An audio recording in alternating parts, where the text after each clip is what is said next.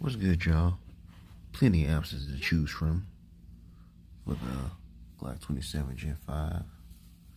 Right now, that's the +1 and 40, +2 9mm. Oh, and +1 357 SIG, I believe.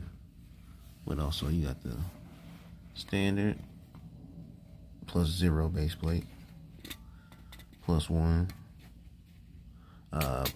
Once again, +2 of 9mm, 1 of 40, and then 1 of 357.